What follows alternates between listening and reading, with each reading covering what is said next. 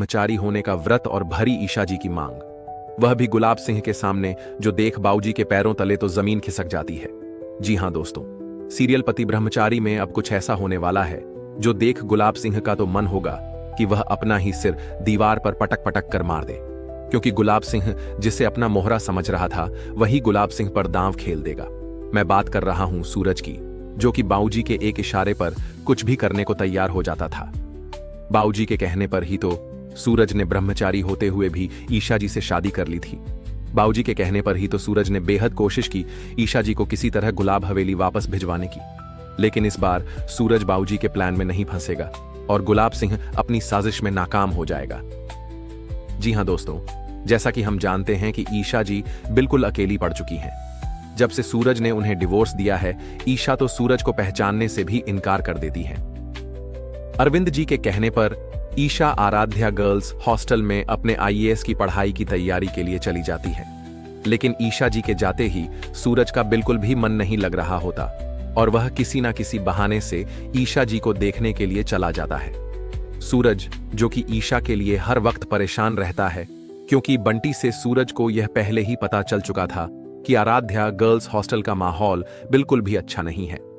यहां सूरज, जो कि ईशा जी के लिए बेहद फिक्रमंद था, तो वहीं दूसरी ओर सच में ईशा जी के साथ वही होने लगता है जिसका सूरज को डर था, क्योंकि हॉस्टल के बाहर कुछ गुंडे ईशा जी को घेर लेते हैं और उनके साथ बदतमीजी करने लग जाते हैं। अगर आपको भी यही लग रहा है कि यह सब गली के आवारा गुंडे होंगे, तो ऐसा बिल्कुल भी नहीं है, क्योंकि इन सबको गुलाब सिंह ने भाड़े पर रखा होता है ईशा जी को इतना परेशान करने के लिए कि जिससे तंग आकर ईशा जी खुद ही गुलाब हवेली मुझसे माफी मांगते हुए वापस आ जाएं।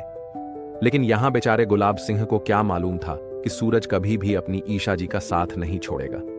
और जैसा कि हम जानते हैं कि ईशा जी जब भी किसी मुश्किल में होती हैं, तो सूरज फौरन वहां पहुंचकर उनकी जान बचा लेता है। इस बार भी सूरज ईशा जी को बचा तो लेगा, लेकिन थोड़ा देर से आने की वजह से ईशा जी की इज्जत दांव पर लग जाएगी। यहां ईशा जी को इस हालत में देख सूरज की आंखें भर आएंगी और वह खुद को दोष देने लग जाएगा ईशा जी की इस हालत के लिए, क्योंकि सूरज के पास मौका था इस हादसे को रोकने का, लेकिन सूरज ने अपने बाबूजी को खुश करने के लिए ईशा जी को दर दर की ठोकरें खाने पर मजबूर कर दिया। लेकिन अब सूरज बाबूजी की किसी भी बात के बारे में नहीं सोचेगा। यहां वो सभी गुंडों की खूब धुलाई करेगा। जहां सूरज गुंडों की धुलाई कर रहा होगा, तो वहीं दूसरी ओर गुलाब सिंह गर्ल्स हॉस्टल की ओर आ रहा होगा, ये सोचते हुए कि अब तो ईशा मेरे साथ गुलाब हवेली जरूर चलेगी। लेकिन गुलाब सिंह जैसे ही आराध्या गर्ल्स हॉस्टल के बाहर कदम रखेगा, तो उसे कुछ ऐसा देखने को मिल जाएगा जिसके बारे में शायद गुलाब सिंह ने कभी अपने सपने में भी नहीं सोचा होगा, क्योंकि पास ही के मंदिर में सूरज ईशा जी की मांग में सिंदूर भर रहा होगा और उनके गले में अपने नाम का मंगल सूत्र पहनाते हुए यह सबको साबित कर देगा कि आज के बाद ईशा जी सिर्फ और सिर्फ मेरी हैं। अगर अब किसी ने ईशा जी को आंख उठाकर देखने की हिम्मत की, तो मैं उसकी आंखें नोच डालूंगा। यहां गुलाब सिंह के तो पैरों तले जमीन खिसक जाती है, क्योंकि वह यह सोच भी नहीं सकता था कि उसका ही मोहरा उसके खिलाफ साजिश रच देगा। यहां गुलाब सिंह को बेहद गुस्सा आ जाता है और वह सूरज का गिरेबान पकड़ते हुए बोला कि तूने ऐसा करने की हिम्मत कैसे की। यहां सूरज ने गुलाब सिंह से कहा कि मैं आज और अभी आपकी नौकरी और आपकी गुलामी छोड़ता हूं। ईशा जी अब सिर्फ मेरी हैं।